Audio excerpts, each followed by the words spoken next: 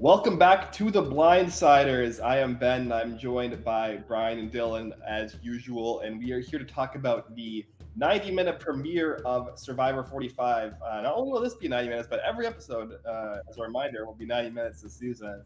We'll also be covering, the full premiere all the way down to a very interesting first tribal council,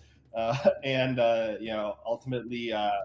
Yes, are we calling it a quit? I think we're probably calling it a quit. Yeah. I'm pretty sure it's a quit. Yeah, What else would be? it's kind of like one of those things where, she asked to be voted out, but they didn't do a tribal council vote for real. So, I don't know. I consider it a quit, but I know a lot of people get really pedantic about whether things are The only, or not. the only similar things we have are when Varner did what Varner did, and then they kind of expelled him from the tribe, and then Brandon, they did the verbal vote for him, which I guess that counts more as a vote / psych quit or a psych vac. Well, I know you mentioned like Austin Taylor. I think it was similar, right? I don't think they did a real vote. It was more of just like it was more of like a firm quit, like yes, I'm leaving. I do think there was speculation, not that tribal council in Pearl Islands, that he wouldn't have been voted out if he didn't have That's quit. the best part about that is like the Morgan tribe was like, well, you're still pretty strong, so we're gonna. Which honestly, Lulu may have done the same thing to Hannah. Here, Hannah was not going home. No, Hannah was not going home. She was a key piece to voting out. Who I believe was probably going to end up being Emily, who was going to go home. Yeah. It was a quit, and it was gross. It was gross. It was a slap in Survivor's face. It was disgusting. But let's also remember these are real people. So nicotine addiction is a very serious thing.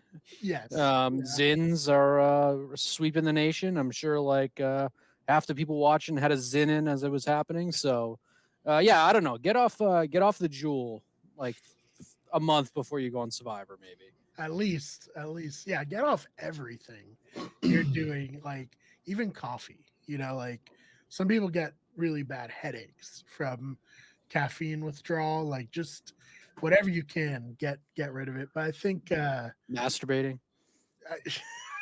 Well, that's a double-edged. Yeah, I mean, you can masturbate on Survivor. I think people have done it before. Can you? I'm sure you can. Are. Man, I mean, it's not necessarily recommended, but you can. Like you have all the tools available. Oh, for sure. Yeah, it's not like coffee where you need coffee or cigarettes where you need cigarettes. I wonder. There's got to be. Though, I don't know. And then there's got to be footage somewhere. I'm not gonna go on like Pornhub and look it up, but there's got to be like some like behind the scenes early Survivor. Let's move on. No, I think Big Brother for sure. I don't know if there's any Survivor. Does Big Brother have cameras in the bathroom? Yes. Yeah, supposedly off. Yeah. Supposedly, I don't. The hell does that mean? That the intent of the cameras in the bathroom is like in case two people go in there to strategize, like drama or something. Yeah. Which like there have been like game relevant things that have happened in the bathroom stall. Like it's rare, but it's happened. So they supposedly say that they don't turn them on unless like it's clear that something important is going to be happening in there. If I ever get a chance, if I ever want to play Big Brother, but no. If you guys had to choose right now, like your age, your situation, would you play Big Brother or Survivor? Big Brother. Yeah. I mean, here's the thing. The physical likeness of Survivor seems like it would be very tough. Whereas Big Brother's not as bad. But also like the psychological horror of dealing with the Big Brother fans might be like the one thing that like keeps me off of it. But I also think I would prefer Big Brother. Also, just a lot more difficult to get voted off of Big Brother, where I feel like anyone can get clipped in the new era of Survivor for any reason. I had to vote Brandon off last season first, and he had to idle himself to a second tribal council. Yeah, I will I will say, at one point during this episode, I for sure thought we were gonna have a double quit on our hands. I genuinely, about like 15 minutes left, thought we were gonna lose 2 people to quitting the end of the episode, which is the only situation where this would have been worse. Truly. So Brandon being so plugged in to the Survivor community, I think knows that there's no way in hell he can quit. Like he's stuck on that island regardless of how he feels about it. because he is. I said I would stay away from the Reddit. I didn't. I stopped following on my main account, and then on my burner, I started. Right. Yeah. It's like a siren song. Yeah. And he is not a lot of people's favorites. Anybody that dared say they think that Brandon's gonna win was downvoted. Ooh. So, and I was one of them. Listen, he's there. He's still there. He didn't get voted off. I don't know how long he's gonna be there, but there have been people who have recovered from pretty horrible first episodes to make good runs at it. Aubrey, David Wright. Yeah, like if David Wright can hang in there for challenges, surely Brandon can, right? And this could be recency bias too, and obviously we'll talk about it when we get deeper in the episode. Maybe if Hannah didn't leave, maybe one of the most turbulent first episodes for someone in this show. Period. He's no Zane. He's no my boy Zane. But Zane wanted to be there. But yeah, that was a rough episode for friend of the show, Brandon. Mm-hmm. Yeah, well, Zane another acquaintance of the show, we'll say for now. Yeah, I don't know if we can claim friend of the friends of the show. Yeah. Zane another victim of nicotine withdrawal. I saw someone on Twitter say this is like if the entire tribe was made up of Zane, the Lulu tribe. Which I think is tough on Caleb. I don't think Caleb did anything wrong. I don't think Sabaya did anything wrong in this episode. Sean was there.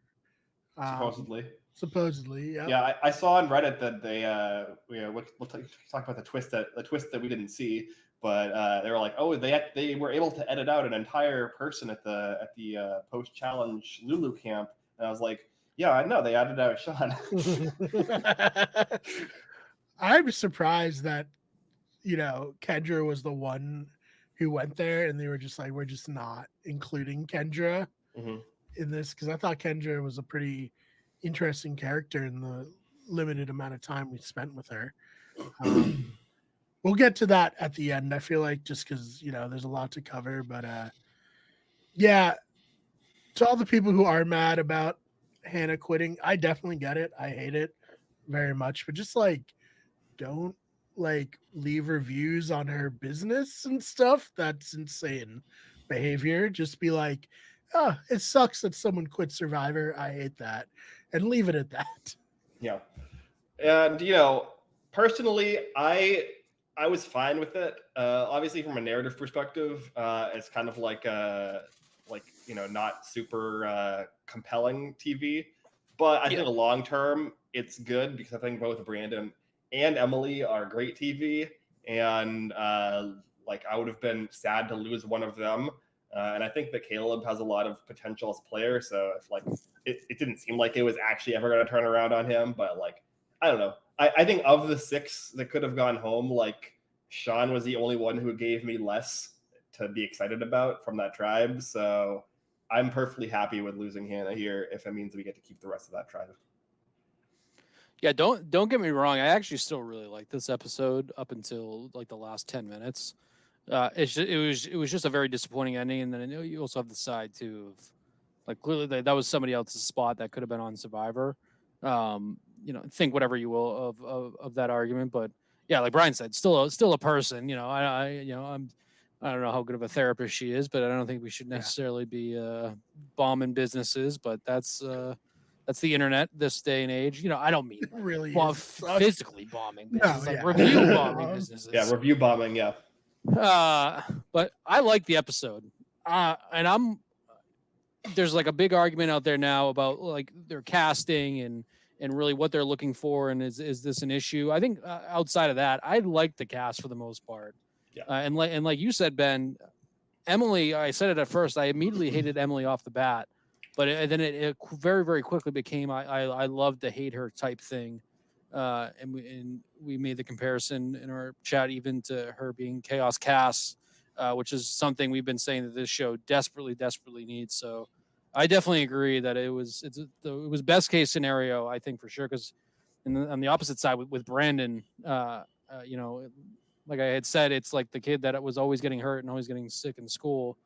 I was secretly obsessed with always figuring out when that person was going to be sick or hurt at school that day. And I'm kind of in it with Brandon now. It would be a wild, wild story for him to turn around and win it. And as a dear, dear friend of the podcast, Brandon, I am deep down rooting for him. So yeah, no, I totally agree. I think this is the best case scenario. It's just it's very, very unfortunate it ended that way. Because like I said, I actually liked this episode a lot. Yeah. I think if he had like 5% more resilience, that's his issue. It feels like when like something is going bad physically, he just like completely stops doing anything. Mm-hmm. It's like you're on Survivor, man. Like you have teammates who are counting on you to do stuff. You can't. I get like laying down on the ground after falling off that wall, but like you got to push through it, man. I don't know. Yeah, you gotta dig. Yeah, you got to dig.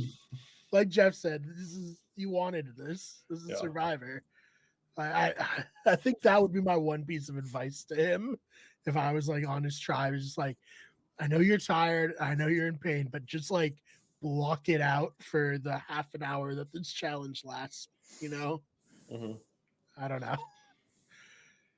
It was bad. It was bad. Yeah. It was just like, I just don't get how you go on Survivor and not seemingly not like train at all to be on it. You know, it's weird too because like I had felt bad for him on the boat because at first he made the mistake of trying to get into the water first when there was no rung, and as somebody who has like really like D-F tier upper body strength, I can see myself in that situation. I think he really lost me with the acid reflux. Just like it's like you know, I get that every Friday night after I've drinking like 6 IPAs and ordered way too much Taco Bell. So, right? Yeah. I'm not on the ground crying. So he did definitely lose me there, but also shout out Sean for not helping him at all. Great teammate. Wild, just wild. I mean, given Sean himself isn't exactly Hercules to pull him up. But man, yeah, he ran and just got in his spot and was like, I don't know where he is. What could be going wrong? I don't remember who it was. It may have been like Caleb, but it just someone be like, help him. Like, what are you doing? Yeah, I mean, okay, my thing though is right, like it's one thing to not be able to cut it physically, and that's sort of a challenge, but like he selected that leg. Like if he didn't have like comfort or faith in himself and being able to do that, he should have done one of the other 2 legs that seemed significantly easier. Like even the first leg, which was like the strength challenge, like it seemed very straightforward and easy. Like I feel like most like competent adults could be able to do that without that much effort. So yeah, I mean, the swimming no doubt was the hardest part of that challenge, especially in full clothes. Not one person thought to like be like, you know, I'm just gonna take my shirt off. I'm gonna take my jeans off. Like no one was like that. That's insane to me. It's also, I know we talked about it before too. Basically, like the cast is given like a selection or like a theme selection of clothes that they can wear, right? Like they don't just wear their own clothes. No. And it's almost like costumes and Jeff basically said like, all right, we can't dress anybody up in like the skimpiest of bathing suits or like the smallest of boxer briefs anymore. So let's put Bruce in like a full blown suit, just like a suit shirt, some like pants. And then Brandon had on like heavy ass basketball shoes, you know, very, very loose baggy pants. I can't imagine how tiring tiring that would be to swim in that. So Mhm. that's why I sympathize with them 100% on the boat. I could see myself in that situation. It was everything after that was wild. But yeah, I don't know. I mean, I wonder why, and obviously it makes it more realistic of like if you're stranded on an island, obviously you're not going to be in your best athletic attire 99% of the time.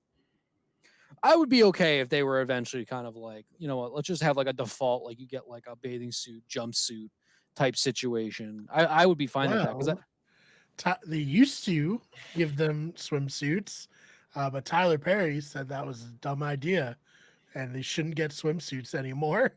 So Yeah. they don't get swimsuits anymore. interesting. I did not know that. We can also dissect another time why Tyler Perry said that. Is he like a super fan, big and famous? I see. Yeah. He also was the one who famously gave production and Jeff the idea to bring back the God Idol for Cagayan. Mm. And that's why it's called the Tyler Perry Idol. By the Oh, fans. yeah, I don't think it was on the show, but yeah, I know fans. Yeah. I have a replica from Freak Like Miski on Instagram. They make really great replicas. I have one of that. But yeah, just I don't get it either.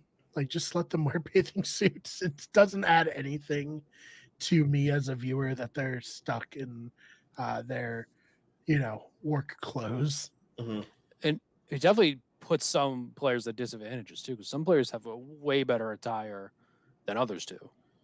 Yeah, like, I think Bruce has like dress shoes. Like that's insane. That's horrible. But yeah, like Purple Kelly, she had a sundress on her season, and we gave her a lot of shit for quitting. That in retrospect, I think we've been a little more kind to her, being like, well, she literally had a thin sundress and that's it. It lasted 27 days rather than 2. Poor longer Angelina. than modern seasons. Yeah, longer than modern seasons. She would have been fine on a New Era season. Poor Angelina. If she just had a jacket early on, she would have won. Yeah, true. Yeah, I saw someone also being like, Brandon needs to pray to the Survivor ladder god, and then it was just a picture of Angelina. Yeah, I mean, luckily Brandon's ladder was only like 10 feet, and it wasn't like the 50-foot ladder that Angelina had to climb. Yeah, it was kind of a bullshit ladder. In fairness, it's pretty like spaced far apart, Yeah, it also very much seemed like a ladder that had been like cut. So like, because if you saw the bottom of the ladder, it was very clear. It was a very like weird like way to stop it.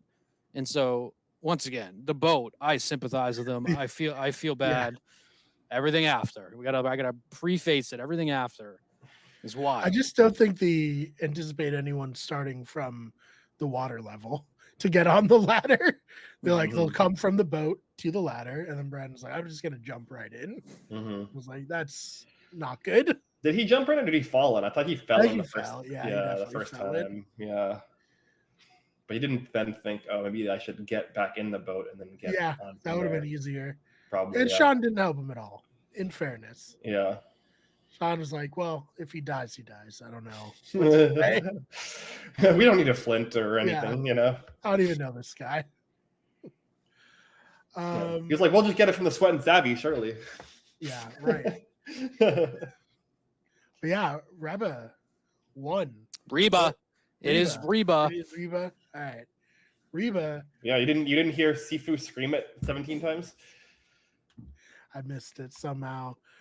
So yeah, I think living up to our expectation that this will be the runaway. They're not, after I saw Lulu, they're not losing a pre-merge challenge, right? Reba isn't. No. Well, I mean, look, we saw like 2.5 of the 6 of them in this episode. So like they're very clearly going to be the the Coco or whatever.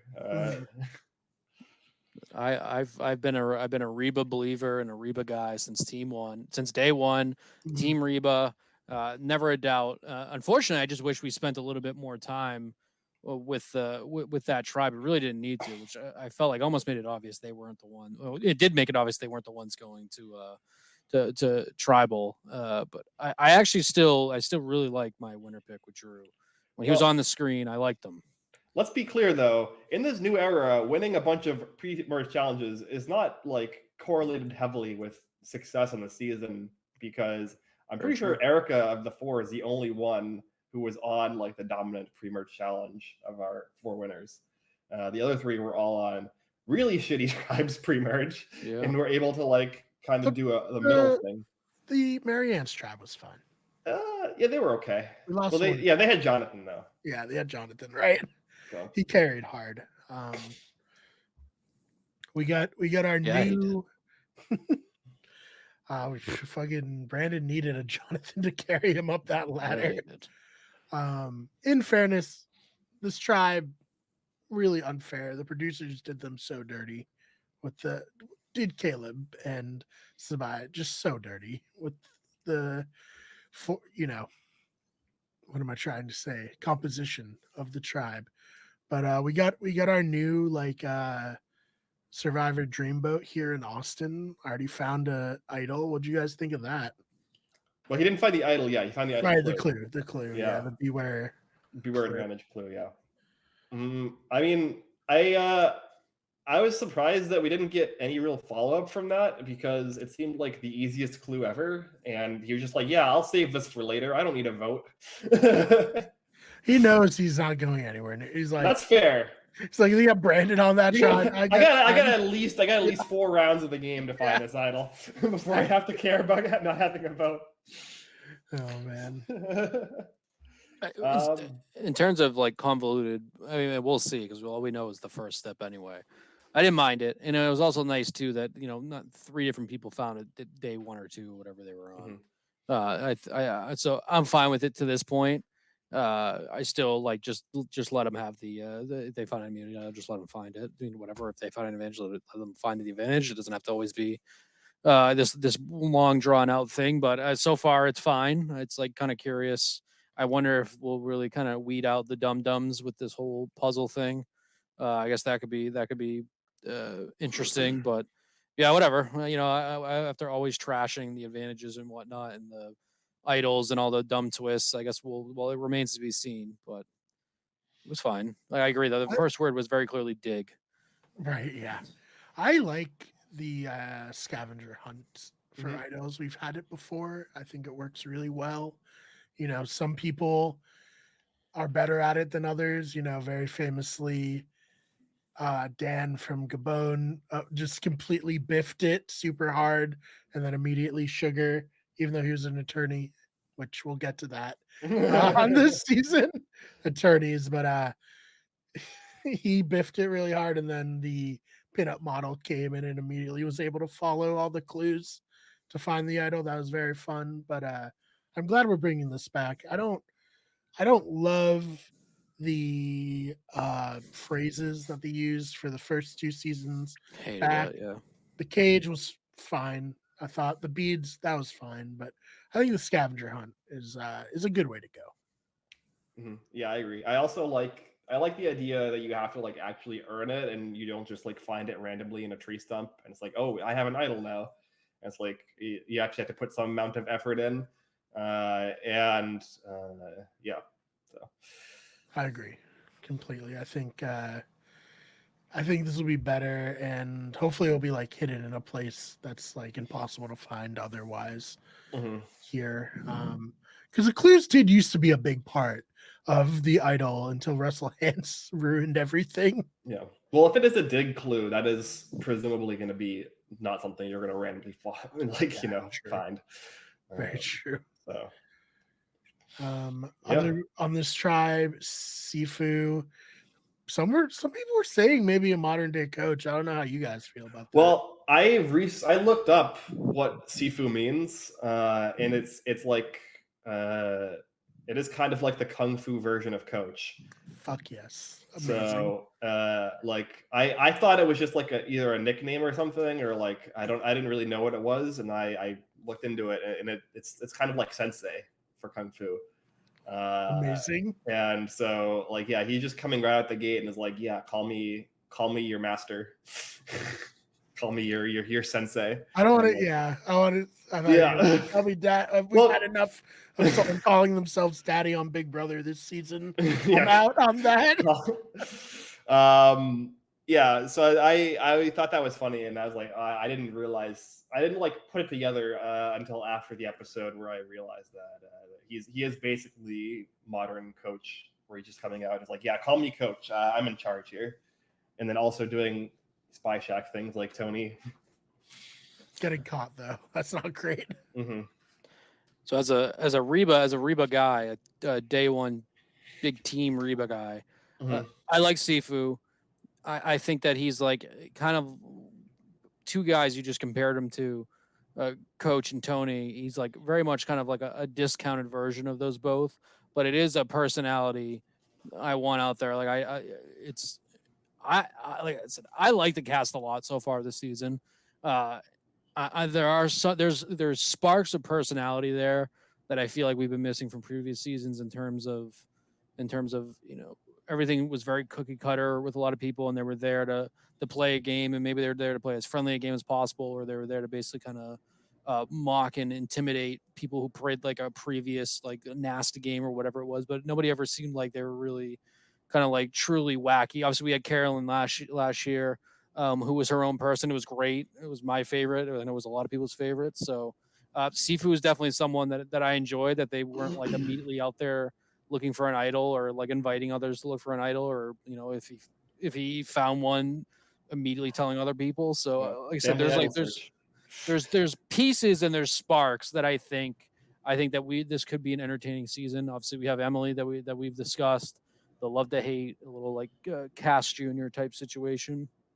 And we have a few on Bello that we can talk about after. But yeah, I liked Sifu. I think that he could be interesting as long as, like I said, as long as he sticks to being like an original personality, and he doesn't want to be like a Tony Jr. or a Coach Jr. If he can kind of turn into his own thing.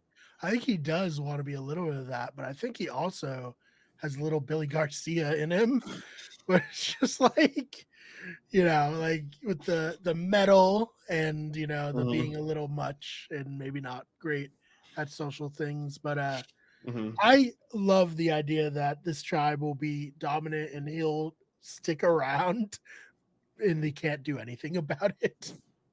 I want a wacky Sifu hijinks segment every episode. Yeah, I know. Talking about the cast as a whole, I saw somebody joke that like the twist for the season was they only cast people who failed their preseason evals. That's. I mean, I said it on a group chat. I was a little worried. I was like, did Brandon pass his like psych eval on this? Because he's very, very badly going through it. Yeah.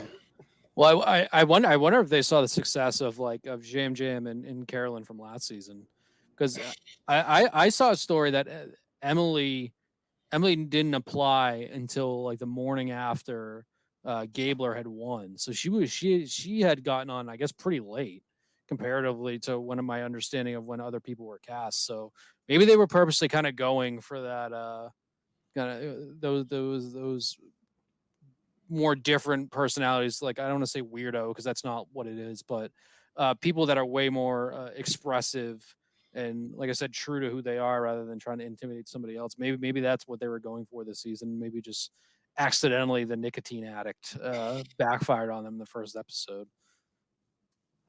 I think so. And I think what's really exciting about that is we found out Bruce is also a huge weirdo. We had no idea that he was like this. He would have fit in great on Tika. They were cooking when they put that tribe together. Yeah. Yeah, I mean, Emily calls out Bruce like 5 minutes into the season because Bruce is like, yeah, I have no real advantage over you guys. I was on the season I was on 44 for like 30 minutes flat, and then I was concussed for 12 hours, and then I was medically evacuated. I didn't even. People tell me I was on the season of Survivor. I can't remember. Yeah, I've seen the footage, but that's all I have. It turns out that whatever Emily was cooking on the mat in the boat seemed to be kind of on pace from when they got back to camp, because the others on that tribe, Kendra and them, seemed to immediately be like, oh, Bruce is really being like, yeah, I'm not the leader, I'm just the fun uncle, I have no experience to share with you guys, but here's all this experience that I think you guys should take into account, and here's how I'm going to lead you and tell you what to do. Yeah, that was not great from him. Although everyone in the new era who's like come off and done like deep dives has said that doing the palm front is a waste of time. So maybe he was just like trying to like be like, for real, this isn't worth what we're gonna do. It's not gonna stop the rain. Yeah, I mean, I don't know. Maybe it's different when you don't have a machete to like make a proper shelter. Like that might be like the best you can go for. So I don't know. It's tricky. I didn't even see if Bella or Lulu had like a competent shelter. From I saw Lulu did not. They had a bunch of sticks in a teepee with no cover on it. Yeah, I mean that's fair though. Like they don't have a they don't have a machete. They don't have a machete. It's very you kind of just have to throw shit together. I do know Lulu has the cleanest forest floor in the entire island, thanks to Hannah. At least that's one thing she did do. She swept up a little bit. And I gotta imagine there's a bed somewhere, because that's all that Brandon talked about the entire time that he was in camp. Yeah, I love they had this scene where they were laying out logs, and Emily's like, it's not even. So yeah, Emily, we're laying logs next to each other. We don't have a machete. What do you want? Like, Jesus. Yeah. I guess go ahead. I was gonna say, I guess that is an interesting aspect of getting of someone like Brandon, who's obviously a huge Survivor fan, but seemingly has absolutely no survival skills. I think that is, and I know that we've had tribes before who basically have had no Survivor skills at all. But I do think it would be kind of funny to basically just have an entire season of people that have no idea how to survive in the wilderness, or even like where to begin. Because now that I'm thinking back at it, I can't think of anybody's shelter. Who knows if anybody even built a shelter? I feel like this 26-day game, I feel like we got a decent amount of camp life too, which I thought the 90 minutes kind of flew by. I'll say that too. I thought that those 90 minutes they used them really, really well. After 4 or 5 seasons of destroying production, I think that they definitely deserve credit for how well everything was paced in this one. But yeah, I can't even think of anybody's shelter, who built what or what was going on. I will say, I was a little disappointed we didn't get like an actual like credits, like a full blown intro. I guess we'll look for it. We'll see. We'll probably get it this week, or this upcoming week. But yeah, not to totally sidetrack, but I didn't see any shelters, and I thought those 90 minutes were very well used for camp life too. So maybe there's just no shelter. Yeah, it'll be interesting to see. I think one of the things that really surprised me, I was listening to a exit interview or a deep dive with someone before this kind of stopped happening because of drama with them, and someone was saying that they didn't even like have a fire on their camp. They just didn't use. And I was like, that's insane to me. You're just going to be out there at night with no light and no heat source. Like, come on. I get it's a short day, but like, or a short game, but like, at least pretend to be playing Survivor. I saw, once again, I shouldn't have been on the Reddit. I was. I saw like a comment that was like, Jeff really is getting his, the hardest, most dangerous version of the game yet, where you have a person having nicotine withdrawals that wants to go home, and somebody else that has a little upset tummy. It's like it really is the toughest season of Survivor yet. Yes, hey, it would suck to be on Survivor with a stomach ache. Let's be honest. It would be less than ideal at the very least. Yeah. Well, I mean, you did, going back to like the would you rather go on Big Brother or Survivor, this episode definitely, like, even before this episode, I was like, I 100% would rather go on Big Brother at this point. After this episode, I'm like, yeah, no shot. I'm fucking going on Survivor. Like, I'm not going to be Brandon. Like, because, Like I'm definitely probably I would say probably more in shape than Brandon, but like still like I could definitely. Well, I said this in the text chat with you guys. Like I have the self awareness to know that I would not have chosen that leg of the challenge. Yeah, to do. right. But Yeah, with Big Brother, it's nice because they don't do food challenges anymore. Your challenge prowess only affects you. Yeah. Like you're not gonna blow it for a team. Mm-hmm. Yeah. Yeah, and on Big Brother, like it's in a lot of cases it's correct to not win comps. So It's true. Yeah. Always be throwing. All right, so let's talk a little bit about Bello and my boy Jake, who's in a horrible spot. So when we did our preseason one, I was like, "Do you think the attorneys will lie about being attorneys?" And all of them did, except for Jake. And I need to eat some crow because I was definitely like, it's so pointless to lie about it. Jake didn't lie and he got targeted for being an attorney. So I'm wrong. I'm copping to that right now. Yeah, and he also isn't even like fully an attorney. He's like as Katura said, he's a baby attorney who just got his bar, and he's like a first year defense attorney. So like he's like barely a real attorney, and he's the one who's getting targeted for it because he's the only one who wasn't smart enough to lie. Kind of what you said, Brian. A crow immediately because I said the same thing and I was saying the same thing to myself watching it when Julie on Reba first said that she's going to say that she's an art teacher instead of she's like a real estate attorney or a state attorney. Very funny to see it immediately unravel when he said that he's an attorney and everybody's like, well, we're not going to give an attorney money. And then Katura being smart enough to say that, I forget what she said, or she said office manager. That's what it was. Yeah. That's what she said. Yeah. And the fact that she's now using it, knowing that he's an attorney, kind of using it not against him, but she's playing things into her favor by playing dumb. Very, very funny to see that immediately just go downhill. Yeah, that scene was very fun. Yeah, she was awesome in that. Shades of Cody throwing his fellow salesperson under the bus on his season. Justine. Famous Justine of Survivor 43. Oh man, it is so bad. What did Cody say? He was a elevator salesman. That's what what it was? That's what he is. Yeah. Yeah. That's right. He was an elevator salesman. It was like very, very, very niche. It was like very particular. Yeah. So ridiculous. Yeah. We joked about how like what do you have to sell elevators? Like you kind of if you need an elevator, you need an elevator. Yeah. You know what I mean? I agree. What's there to sell? That's why I guess I wouldn't tell people I was an elevator salesman because I think they would think I'm lying. I'd be like, that's a made up job.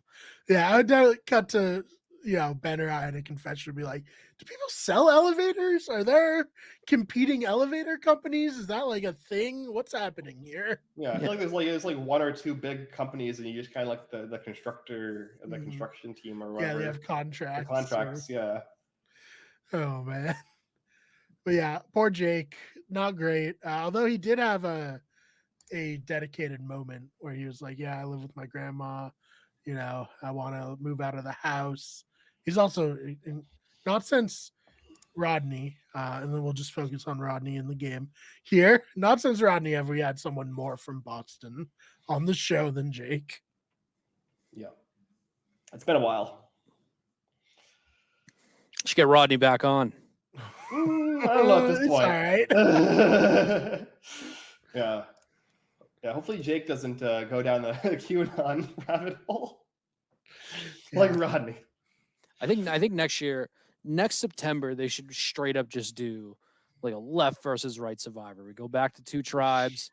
We have like the people that are either super far on the right or people that are super far on the left. I think Jeff wants that season. That would do absolute numbers. I really hope that they consider that. Have Rodney on one side. You have. I saw I was reading up on Nick Wilson after last week, of him basically being like,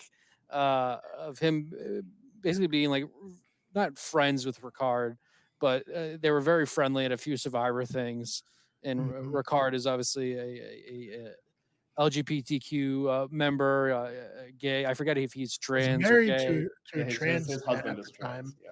Anyway, everything that would support Ricard, Nick voted against. Yeah, I think that would insane. be an insanely interesting dynamic. If they really, really want to go out, want to put up numbers and bring Survivor back, they got to do that. Yeah. No. And No. Is that more or less psychotic than Cook Islands? Yeah, I mean, if anything, it's just showing the actual current state of the country. So I think that would be the true social experiment, and then just have them merge out of the middle of nowhere and see what happens. Like it's like Yeah. it's like a little league game in the middle of the summer, and you have people from all around just converging and just it all fall. I don't get what that little league reference was. I was going somewhere. Yeah, I didn't really see where that was going, but I guess you have crazy parents in little league. I have no idea. That would be awesome. I would love that.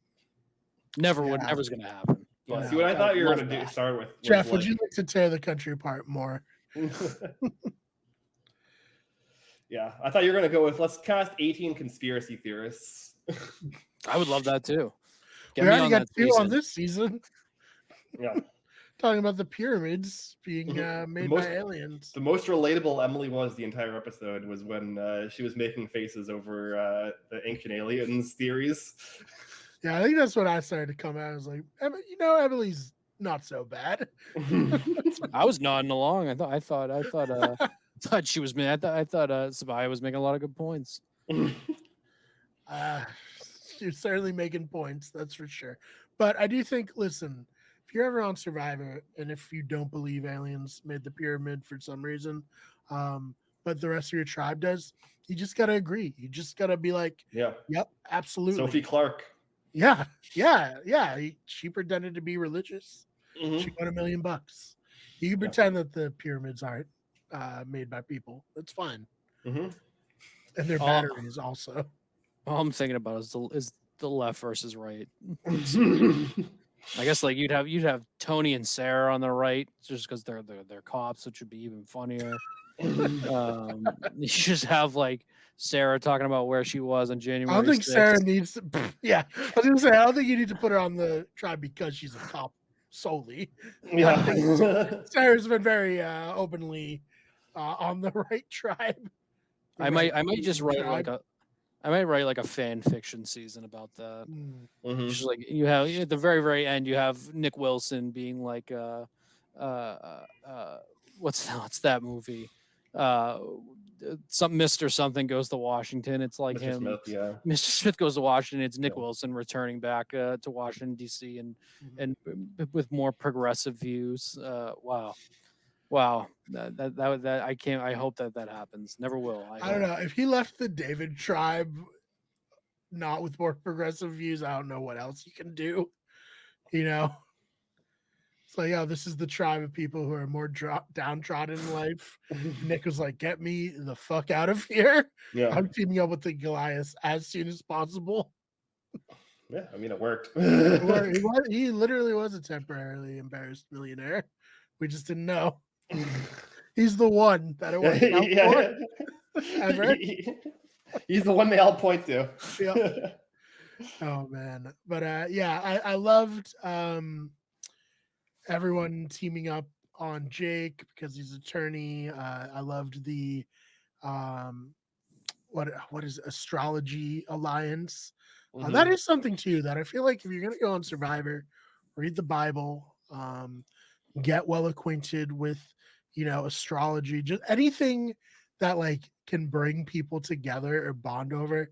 Try to make yourself at least like a decent knowledge set to go in on. You know what I mean? Yeah, do it. Kelly did, and be like, "Yeah, I don't believe this garbage, but I'm gonna pretend I do for Kendra."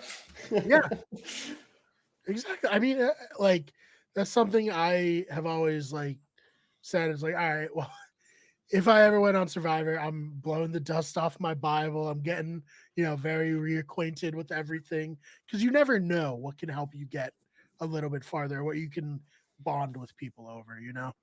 Mm-hmm. And watch more Ancient Aliens. What? Yeah. They have a lot of seasons, so you probably won't be able to watch all of them. but you can get the gist. You can put it on in your ear pods in the gym when you're That's doing your cardio, so that you don't end up flopping in the opening challenge. I'm just gonna go on the island and start talking like serial killers and like World War II. Just like really let's do nail the down true my crime. niche subject. Yeah. And anybody who bites is like, I'm just gonna immediately tell them I'll take them to the finals. Yeah, true crime. You could go through all your, as long as you don't give off serial killer vibes yourself. I think talking about true crime is fine. Yeah, right. So yeah, I think also it's just very funny that Bruce is a kind of outrageous character. I guess I don't know why I had in my mind that he was going to be like a serious person when he's not, but it's much more fun that he's not. Unless this is like alternate universe CTE Bruce, and like the Bruce before he hit his head was like this very serious, like no nonsense like guy. put together. Yeah, this is his Antonio Brown era. Oh no. Chandler Jones. Chandler Jones, yeah. Those videos today. Holy crap. Jesus Christ. Yeah, that's horrible. So the Slam Savvy thing, do we want to talk about that? We can. This was the one time in the episode that I zoned out because I was like I kind of predicted that they were both going to fail because that puzzle looked fucking insane. Yeah. And it was. And so I was like, okay, this seems like a complete waste of my time to pay attention to. So I'm just gonna go make a drink. What if this was a situation of production playing chess when we're used to them playing checkers type thing, where obviously everyone knows or seemingly you get something out of this no matter what type thing, whether it's good or bad, and to have two teams just not be able to finish it. And then as we saw one team, Caleb and Sabaya, go back and immediately, at least one person on there, Emily, immediately say they're lying. They clearly got something, or they threw it on purpose to get something. I do want, once again, I let production have like one good episode. I'm already like kind of giving them all the credit again. I do think that that's like funny and also a little impressive to do that they're now kind of meta playing their own meta play with that, because I have no idea how you would solve. I don't understand how you solve that. No, I watched the video. And I don't understand. I wouldn't be able to do it. I think they definitely, having it take place not in front of people, that's something that they definitely would want people to speculate about.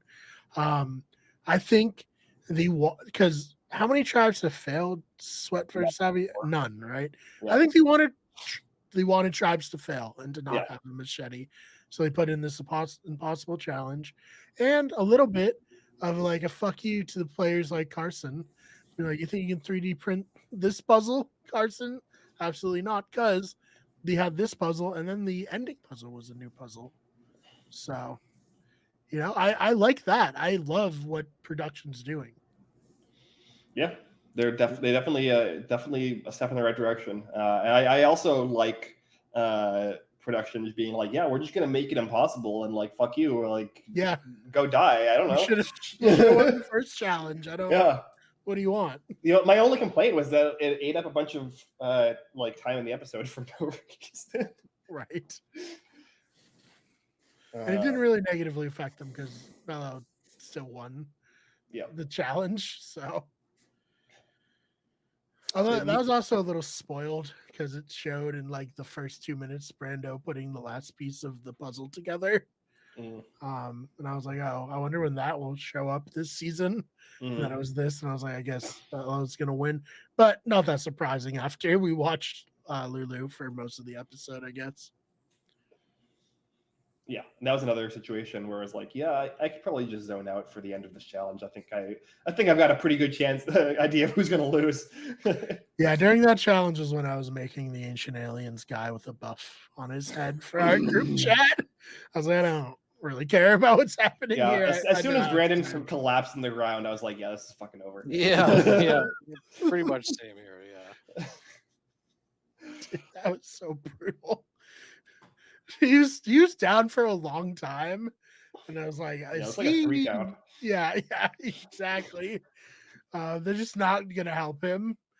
You're fine. Get the fuck up, dude.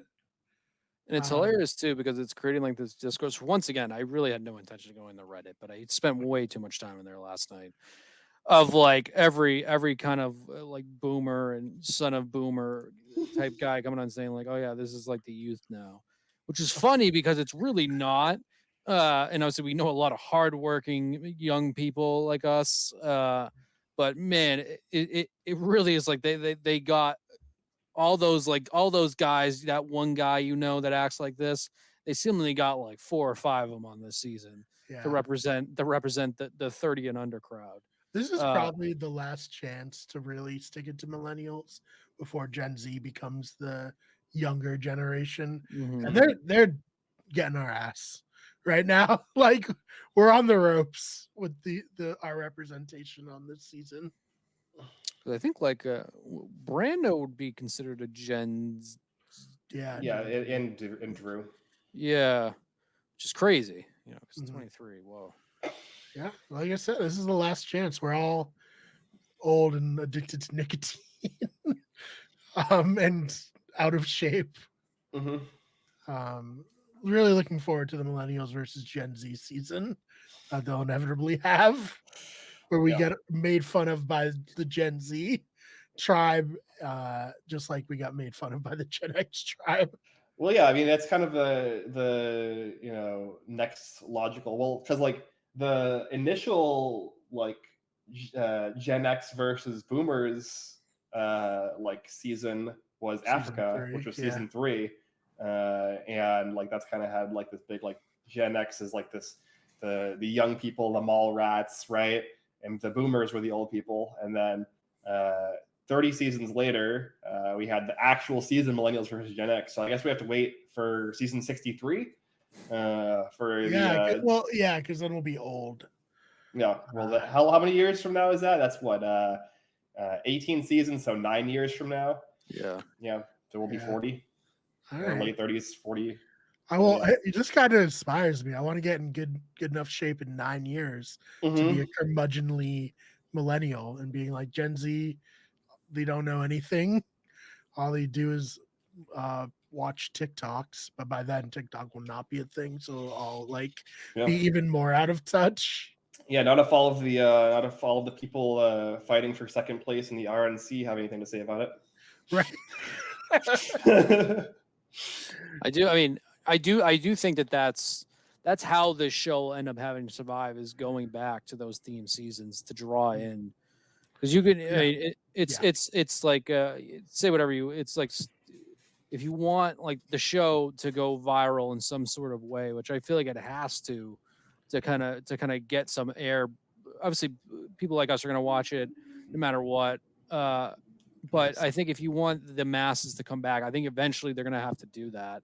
They have to do some sort of outrageous, either my left versus right theory, or the Gen Z versus millennials, whatever it is.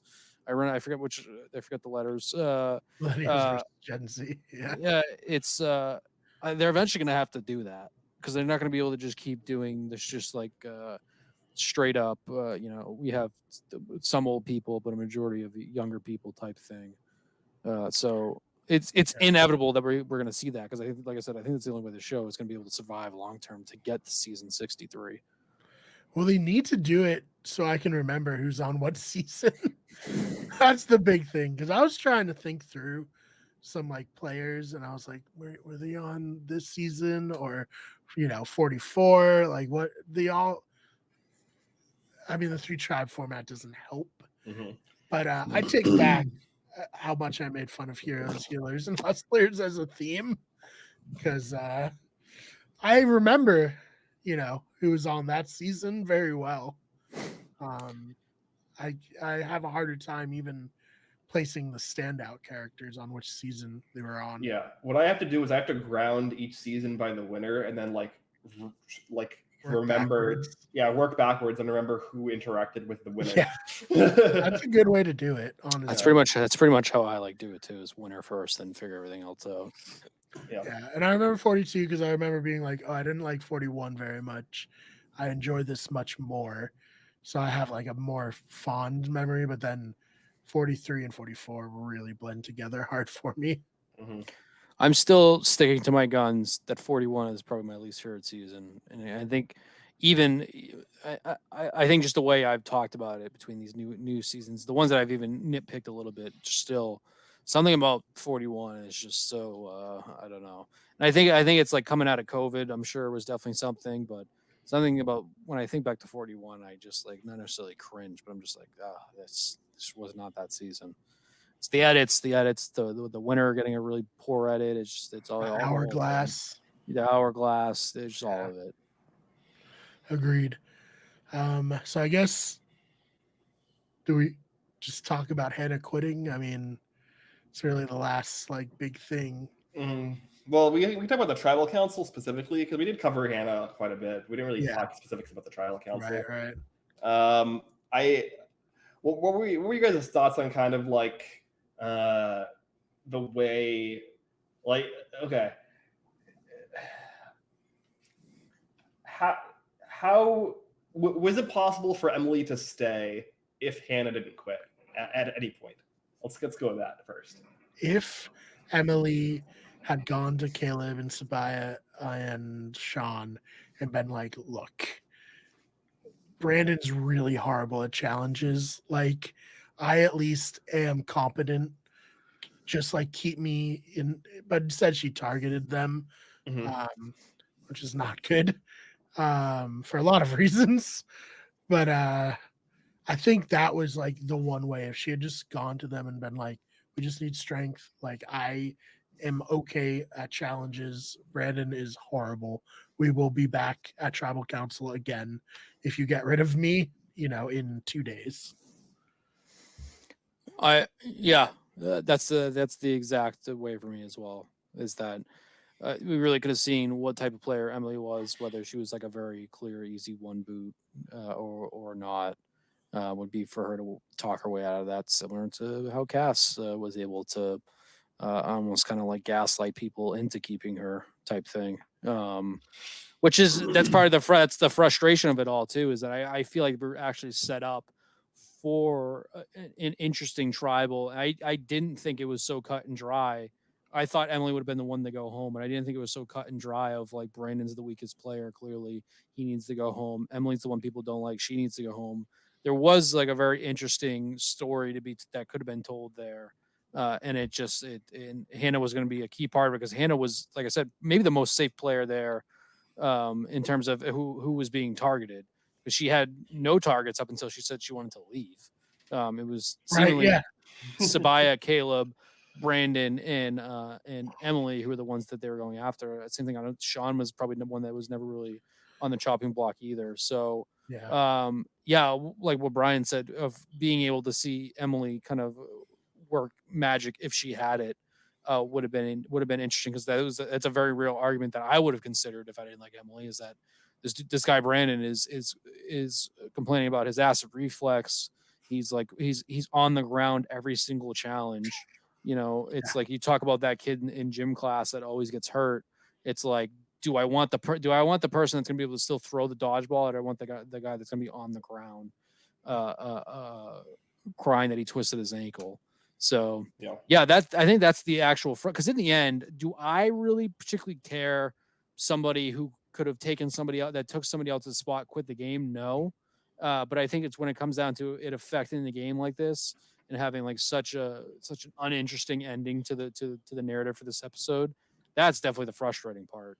And I think I don't have a favorite for this season in terms of who I think is a great player or not, because we never really got any of that. We were like incredibly regardless of whether it was entertaining or not, we were so focused on this Bad News Bears tribe, the Lulu Losers, which is a name that's going to stick forever. I love that so much. I kind of still have like no idea anybody's gameplay, and that was going to be the first opportunity to see that play out, and that was robbed from us. So I guess it does create a storyline on the opposite side of like, where do they go from here? Can Emily redeem herself, or are we just gonna be back here again next week? So I guess that is a little interesting, but it stinks that we were robbed of what could have been an interesting tribal.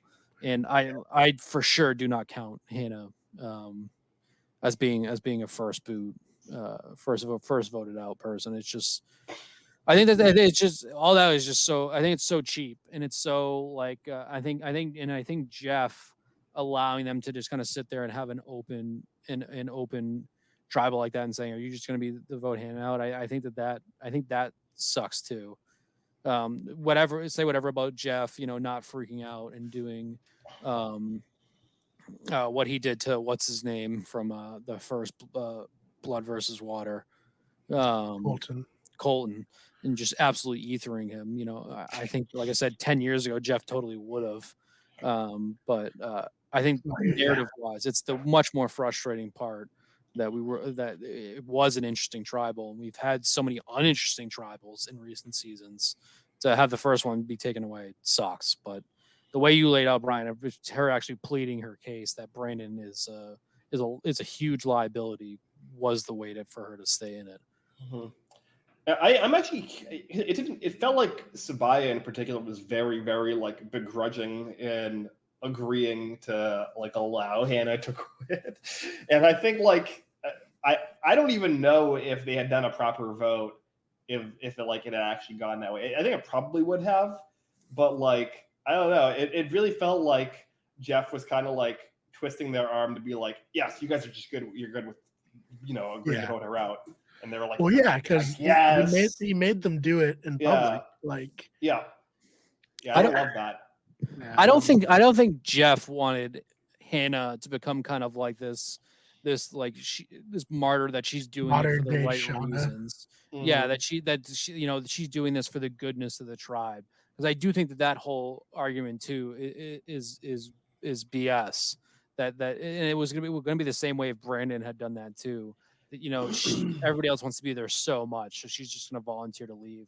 I think that's so stupid, and I think, I think maybe that's why he could have forced that whole thing of being like, let's just get her out of here. I don't want this to go on any longer, type situation. Yeah, because he obviously he didn't yell and he didn't say destroying words to get her, but he was very clearly visibly upset, even though I'm sure he knew Brandon and Hannah were at least considering folding over before tribal, because it's not like, I'm sure he is aware of anything that's going on when he's not there with the camera crew. So but I thought that he was clearly visibly annoyed and upset, which is the one thing I still respect Jeff for, is that in the end I think he still does care about the actual game of Survivor, regardless of the changes he's made. And I think seeing someone quit like that is extremely upsetting to him, like it was to most people. So I think maybe that's why he allowed that to happen. I hate that happened too, that they were allowed, that he basically did like a forced vote, because it's just not true. Because like you said, Ben, I don't know. I think maybe that's why Sabaya was so upset, as I think Sabaya had very quickly realized that the vote she had like garnished to get Emily out, of someone who's very clearly trying to get her out, is gone. And it's just, if anything, it hurts Sabaya in the long run, and it saved Emily and it saved Brandon. Yeah. I mean, like Sabaya said, in this tribal council, having someone who actively wants to be out of the game but it won't quit is kind of good. Mm-hmm. It's like, okay, well then we'll vote you off when it comes your time. But like, if Hannah's like down and out and not playing, then that's just one less person you have to worry about. And if she was like cool with being voted off but still like trying in challenges, she wasn't bad in the challenges. So I would have also been like, oh, maybe we just keep Hannah. Like, I don't know. Well, going back to Zane Knight, that was his whole wacky theory in Philippines, was like, hey, let me say that I want to quit and has to be voted out. And strategically, it's not correct for them to vote me out. Yeah. But didn't work out. Yeah. But it's at least founded in logic to a degree. Yep. Because it's just not correct to vote out somebody who wants to quit. Make them quit. Like it's like, you could talk about from a moral perspective. We looked at this came up a few times over the history of like Celebrity Big Brother US. where there have been celebrities that wanted to quit, but they Yeah. wouldn't like say the words "I quit," and the other players were like, "Well, we're not going to vote them out if they want to quit because like that's just a waste of a vote." And I think that if you're Jeff here, you just have to be like, Hannah, are you quitting? And if she says no, then do a vote. Yeah. Make Sorry, her quit. that's- Make her that's- say the words "I quit." Like it's really like if she wants to leave, like it's I don't know. I don't know. I don't like the ticky tackiness of like, oh well, we have to do this verbal vote to make sure everyone consents to her going home. No, if she wants to quit, she can say "I quit" and she can leave. Yeah, nothing's stopping her. At least From doing Brandon was seemingly he was going to lay over and die, but he was at least going to play the shot in the dark to basically leave his fate up to the gods at that point. Which is way more annoying. Yeah. Like, what? No, if you want to leave, we'll vote you off, but like, don't threaten to play a shot in the dark. Like, Hey, the last person who illogically threatened to play a shot in the dark in the first tribal council went on to win. So looking good for Brandon. It also would have been wild if his shot in the dark hit too. But it's just hilarious. if I get the shot in the dark, that shot in the dark hits. It's just that would have been perfect for how that shot in the dark is gone. Well, they just would have revoted and voted out Emily, probably. Right. Yeah. Well, yeah, because if the you have to get your vote. Yeah, he does. It's not like an idol, so he doesn't vote. Mm-hmm. Sorry about it. When you said that, it made me think of my milk is depleted line from Celebrity Big Brother. Good. God, what a show. Keisha Knight Pulliam. Yeah. Well, we'll send you the clip, Dylan, so you can know what we're talking about. I'll eagerly wait. I wait this clip. But yeah, I mean, I agree with you 100%, Ben. Like, the favorites. What have you seen Micronesia yet, Dylan? Yes. Okay, cool. I didn't want to spoil that season. But the favorites had a similar situation when Johnny Fairplay wanted to be voted off. But Jeff asked them all, like, is this a quit? And they all said no. So it was like, all right, then we're gonna vote. And whatever happens, happens. And they did all vote for Johnny Fairplay there. That's a way better way to do it. I don't know. I agree. Because Johnny Fairplay would have been still there if he didn't, and then who knows what he would have done. Yeah, it could have changed the entire, trajectory of the season. I also think that everybody was the other name on the table. Everybody was just so skeptical of whether it was a bit or not too at that point, because I know I was watching it. So I think that's the other part of it too. Is I don't think anybody thought Hannah was playing. Not to go back to playing chess, whatever. Thought she was playing checkers type thing. Yeah. Well, yeah. Exactly. I mean, she's playing something else. She's playing tic tac toe. She's playing. She's like Gandalf right now, just blowing those sick clouds. Yeah. Hopefully, I hope no smoke clouds though.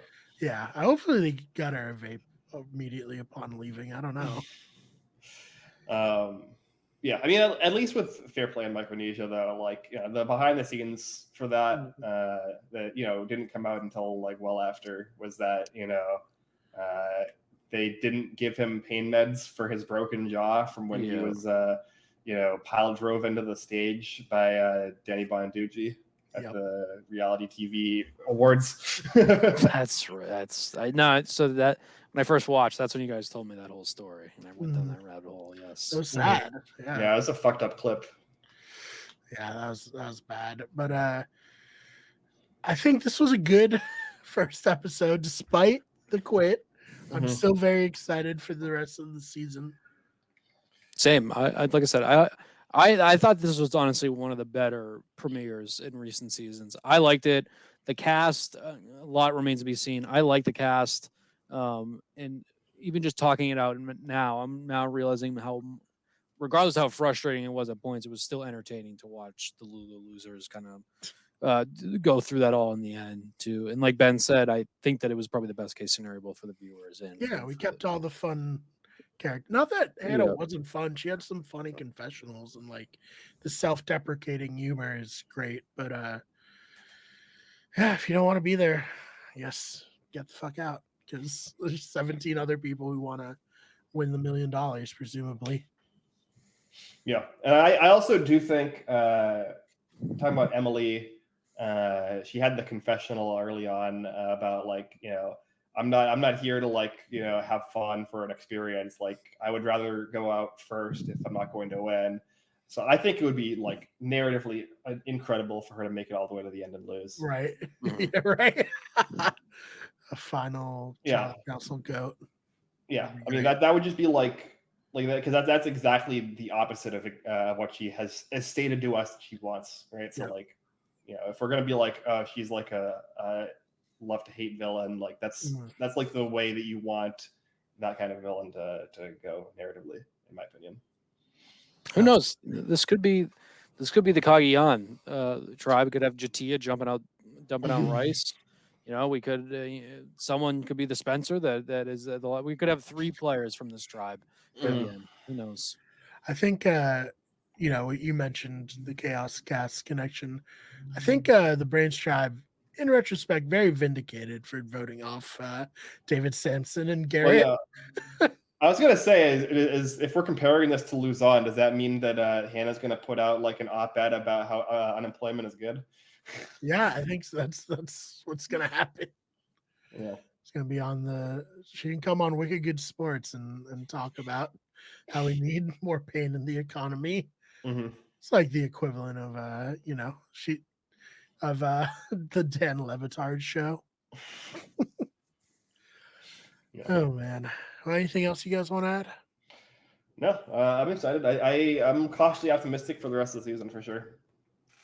I like hot messes, and this not only is like the season as a whole and the cast as a whole seem like a hot mess. Like Lulu, obviously, as a tribe, is like one of the best hot mess tribes we've had in a while. So I love it.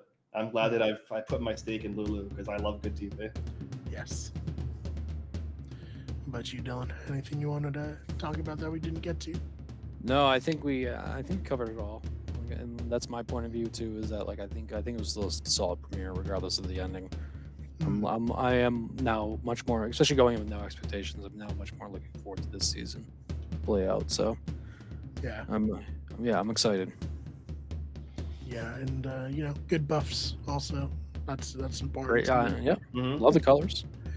Yep. All right. Well, other than that, we have the Have Not Room. If you're into more reality television, that's where Ben and I and Chad cover Big Brother. So we're going to be recording that tomorrow after we see what happens tonight on who gets back into the game there. And we have our sports channel, Wicked Good Sports, where we cover sports almost every single day there. If you're somehow not sick of hearing me at this point, you can hear me a lot more over on that channel. But other than that, thank you so much for listening, and we'll see you in the next one.